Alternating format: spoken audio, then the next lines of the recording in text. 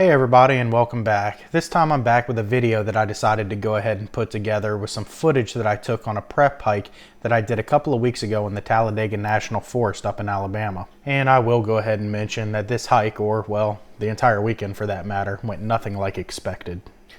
Oh, and well, I guess now's a good time to also let you know that I originally planned to do all the filming on this trip using my stick pick that attaches to one of my trekking poles, but while I did remember to bring my stick pick, I somehow managed to forget to bring the little contraption that attaches my phone to said stick pick. And with the obvious inexperience that I have filming myself with my phone, you'll notice that I did do a nice job of leaving the top of my head out of frame for the shots that I did facing myself. But, you know, working out the bugs is precisely why I did decide to film this trip in the first place, so a couple of valuable lessons learned there.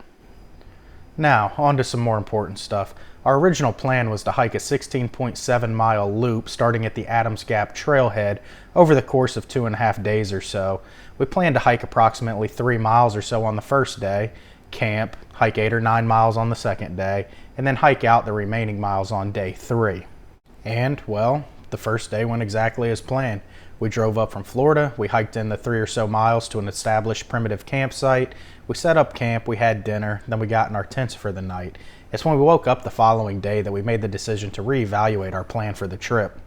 Now, for anybody who happened to be following the weather in the northern parts of Alabama around the time of my trip, which was January 5th through 8th of this year, 2017, knows that there was a sizable ice storm that came through. So, as far as the forecast was concerned, what we were faced with was several hours of rain that day, followed by temperatures that weren't forecasted to go above freezing for approximately 48 hours or so, and of course all of that was to be accompanied by freezing rain and ice. And while it's likely that we would have survived a backpacking trip in those conditions, we did make the decision to hike the 3-ish miles back to the trailhead, and then see about getting a hotel room in town to monitor the weather there in hopes that maybe the ice would miss us. Unfortunately, the weather didn't miss us, so we ultimately resorted to Plan B. Now, I know what some of you are thinking. You're thinking, but Taylor, you're going to have to deal with wet weather and freezing temperatures and such on the AT. And you know, I do know that I'll deal with being cold, I know that I'll deal with being wet, and I'll most likely deal with being cold and wet at the same time on the AT. However, I already know what it's like to be cold, I already know what it's like to be wet, and I already know what it's like to be cold and wet at the same time. It sucks.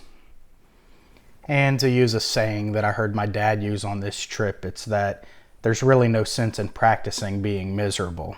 And just in case you were wondering what Plan B happened to be for this trip, here it is. Thanks for watching.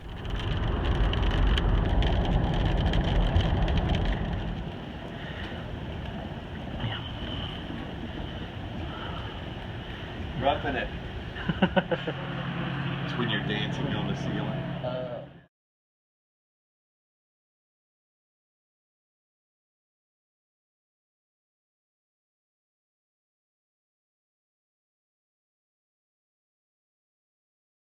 English bulldog.